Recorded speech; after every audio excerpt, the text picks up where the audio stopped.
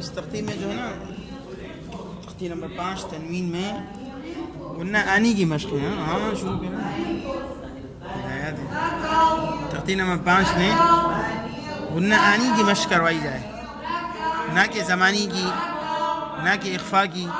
اس کی مشق نہیں کرانی چاہیے. اور زمانی سے آنی مشکل ہے.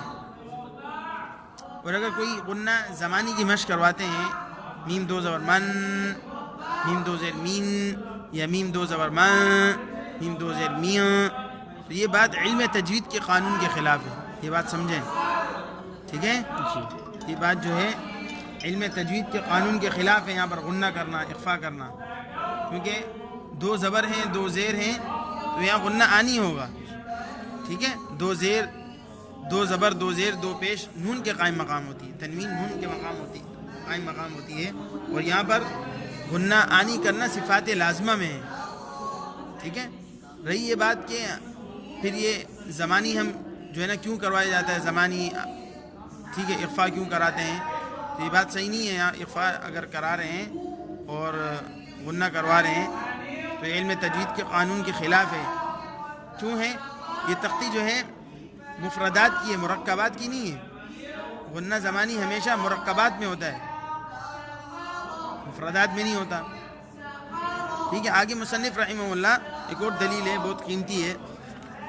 تو تختی نمبر 6 کو لائے تو اس میں حرکات و تنوین کی مشق ہے. اس میں ایک حرف بھی نہیں ہے غننے والا, اخفا والا ہے, حالانکہ ہر کسی نے لکھا ہوا ہے. یہ جو تختی ہے 6 حرکات و تنوین کی مشق ہے, اس میں ایک لفظ بھی نہیں ہے غننے والا ہے قاعدہ قانون کے مطابق. ویسے آپ کریں گے طبقاً, غننے کا سبب تو کوئی نہیں پایا جا رہا.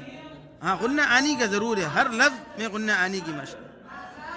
ہاں اللہ کہ کوئی قلقلہ والے آ گئے, تو اس میں غنہ آنی ہی کرانا چاہیے. اور غنہ آنی کی مشق انتہائی مشکل کام ہے. اس کی مقدار کو عملاً ادا کرانا تو یہ مشکل کام ہے. اور یہ صفات لازمہ کی غلطی ہے. اگر نہ کرائی جائے تو اس پہ عبور حاصل نہیں ہوگا.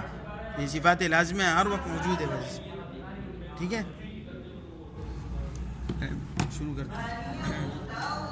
میم دو زبر من, میم دو زیر مین, میم دو پیش مون, مون.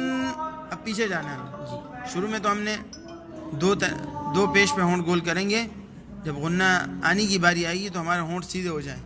مون, مون, من, مین, مون.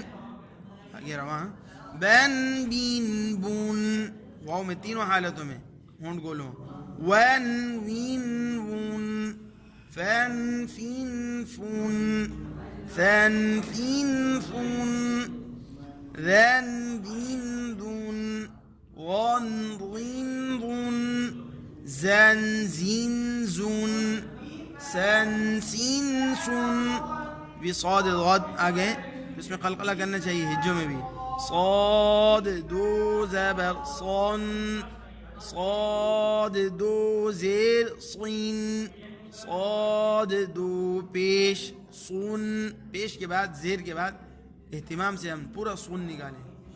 ہاں دو پیش صن, صن, صین, صن. تن, تین, تن. دن, دین, دون. طن, طین, طن. رن, زین, رن. نن, نین, نون.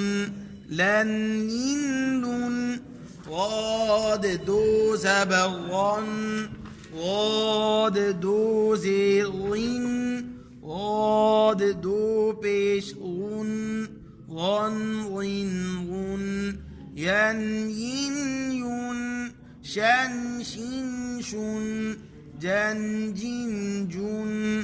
کن, کین, کن. قن, قین, قن.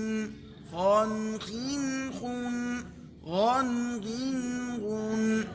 حن, حین, حن. عن, عین, عن. هن, این, هن. ان, این, ان. یہاں بھی دو زیر دو پیش جو ہے معروف پڑھیں گے.